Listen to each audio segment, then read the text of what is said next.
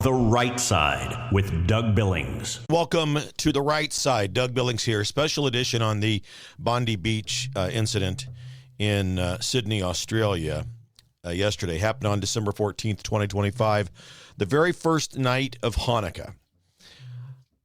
Folks, what should have been a night of joy, light, fun, hope, music, and a massive menorah lighting that would have turned night into bright, ended in a nightmare of pure evil. You all know the story by now. So nearly 1,000 people, families, children, rabbis, elders, young, gathered for the annual Hanukkah by the Sea event organized by the Chabad of Bondi. And instead of having the night of fun that they had dreamed of and they had planned for months, this night of light, two gunmen, a father and a son, armed with bolt-action rifles and improvised explosives, began to open fire on the crowd from a bridge. 15 innocent souls lost. Wounding a dozen more, just a deliberate act of anti-Semitism, terrorism, pure evil. And ladies and gentlemen, it wasn't random violence. Australian authorities, including Prime Minister Anthony Albanese, have called it exactly what it is, a targeted attack on Jewish people celebrating their faith. The dead include children as young as 10, a beloved rabbi who was the organizer of the event, even a Holocaust survivor who died shielding his wife from the bullets. 6:45 p.m. local time it was. Things had just begun to get started. It was a warm summer evening down under. Hundreds of joyful people, friends, family, faces gathered. Archer Park beside the beach, kids playing, families playing traditional games, enjoying treats and food, rabbis preparing to light the giant menorah that symbolizes miracles and freedom. And then the rapid gunfire erupts. Witnesses were saying 40 to 50 shots, but when you look at those videos, it seems like there was a lot more, doesn't it? Raining down on these people for minutes on end. People screaming, running for cover, hiding behind cars and trees. Verified videos show the attackers in position on that small bridge overlooking the crowd, methodically, professionally firing into the helpless gathered below. And yeah, these two guys, this father and son, they've been to the firing range. You can tell. They've certainly worked with these weapons before. They have had plenty of practice. No, that doesn't mean that some nefarious terrorist group had trained them. I know 12-year-old kids who can nail a deer when they're hunting at 150 yards. So just because we see two men who know how to use a weapon doesn't mean that there's some sort of a conspiracy theory behind it. The conspiracy is not a theory. These men are possessed by an evil ideology. They hate Jews. They're evil men. And then you see the video of that unarmed bystander, a local named Ahmed Al-Ahmed. He risked everything, charging the gunner, and took the rifle away from him. Now, he pointed at him, didn't shoot. The shooter got away. Maybe the rifle was out of bullets. Maybe Mr. Ahmed didn't know how to use the weapon. I don't know. He ended up getting shot a few times in the shoulder, survived, and he's healing from his wounds in the hospital. But he's a hero. And please, I don't hold anything against them. They responded swiftly. One of the attackers was killed at the scene. The other is critically injured and in custody. They recovered the 6 registered firearms that this father had and diffused the basic improvised explosion devices that were found there on the scene.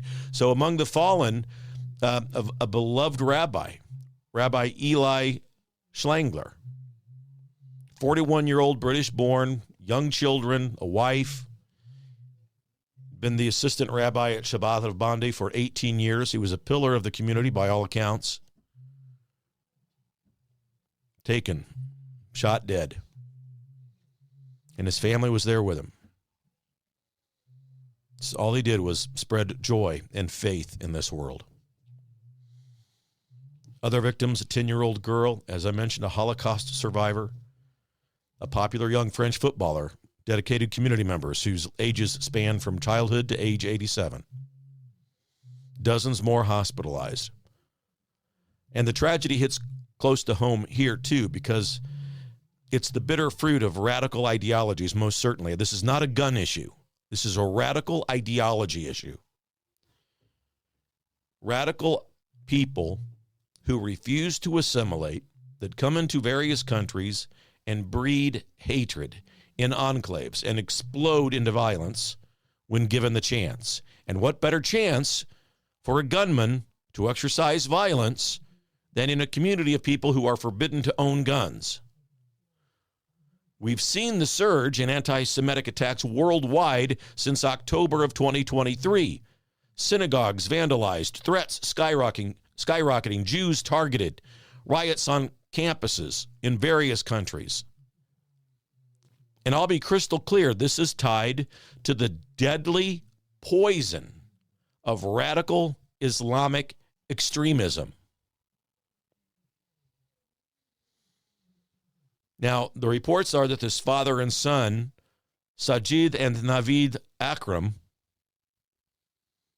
prepared in a rental home near Bondi, telling their family they were going fishing.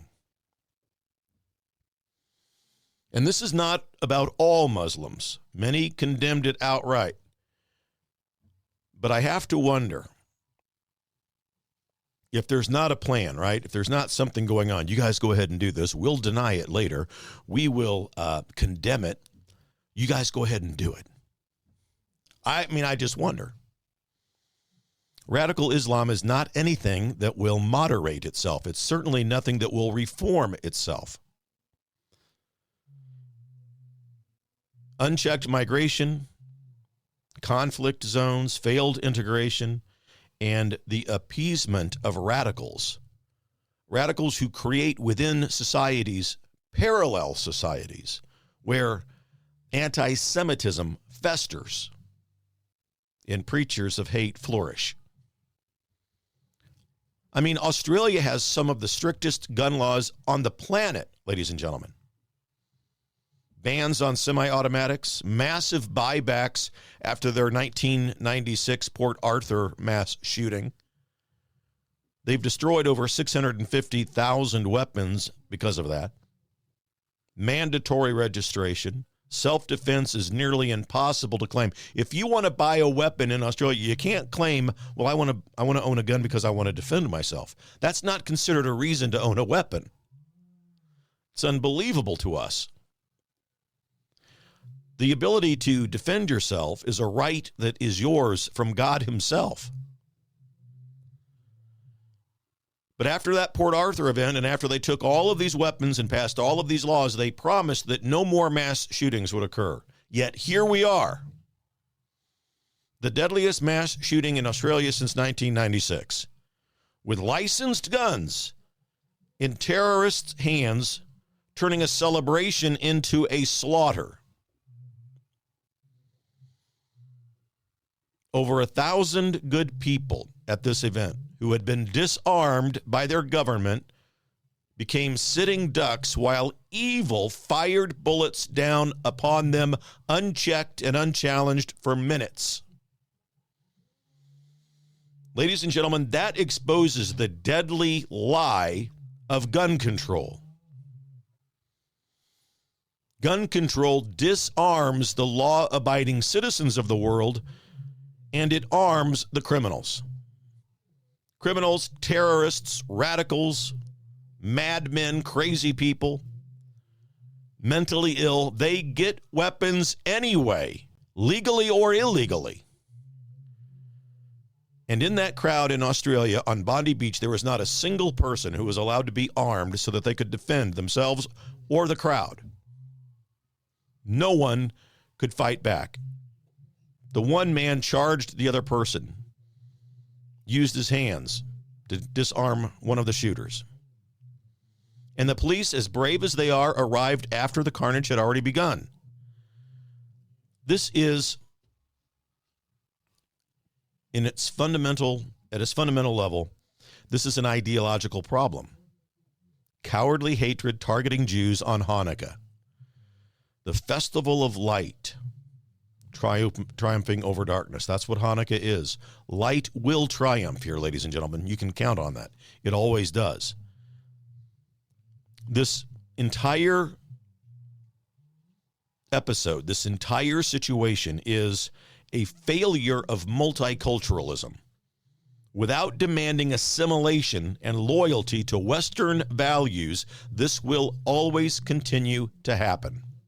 Waves of immigration, without vetting, without screening, people who have racial and violent views come into the country. We basically import an epidemic into a nation. These people demand Sharia law, demographic shifts, and when they don't get their way, terror strikes. And sometimes even when they get their way, terror strikes. We've seen it in Europe. We've seen it in Australia. And yes, we've seen it right here in America. Open borders, sanctuary policies, softness on crime, and extremism with the ability to let people come in and not assimilate. You don't have to worry about becoming an American, an Australian. You don't need to worry about reading English, for God's sakes. No, everybody's welcome here. Set up Sharia law? Sure, go right ahead. That's Kookville, ladies and gentlemen. And the America First lesson here, which is a lesson that we can learn all over, we could call it Australia First, whatever. We must protect religious freedom, obviously, fiercely. But we protect religious freedom with strength, not with weakness.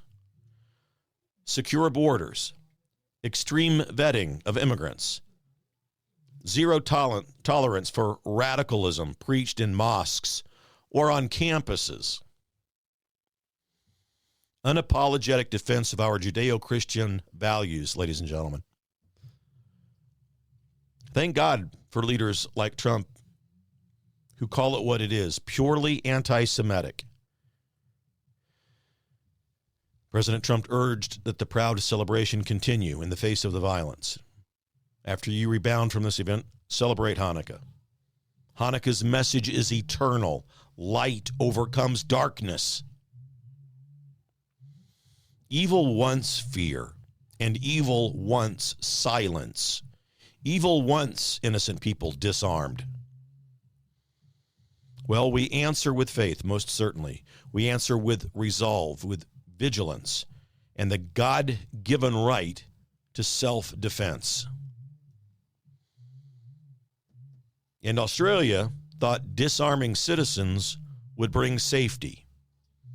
So nearly 30 years later, after the massive Port Arthur massacre, innocent people lie dead on a beach without fighting because they weren't given a chance to fight. And we reject that path of action here. And they should reject it there. Arm the good guys, ladies and gentlemen. Crush radicalism at its root. Stand with our Jewish brothers and sisters. Pray for the victims' families. Rabbi Schlingler's family and wife, the 5 children, the Holocaust survivors, loved ones, all of them grieving this Hanukkah. Stand with them in prayer. That's how we meet over here on the right side. I always remind us, we meet in determined prayer, and we meet in determined patriotism. It's the hard work of it all. Pray for healing, pray for justice, pray for strength, pray for common sense for leaders who are elected to office.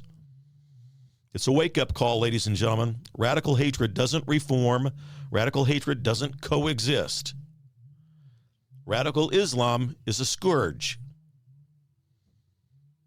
Radical Islam demands that we submit to it.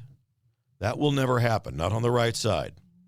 We say no, and we fight back with truth, with strength, and with principles that put us first, not terrorists. Light will prevail, my friends. It will. God bless the fallen. God bless Australia. God bless Israel's defenders. And God bless the United States of America.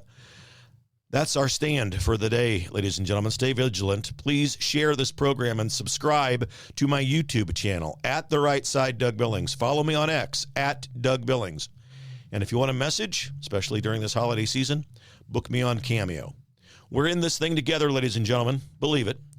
For Australia, for the world, for the American Republic. Cheers. The Right Side with Doug Billings. Hi, everybody. Welcome to the set of my show, Doug Billings. Hey, my good friends at EMP Shield, that's electromagnetic pulse, in case you're from Raytown, Missouri.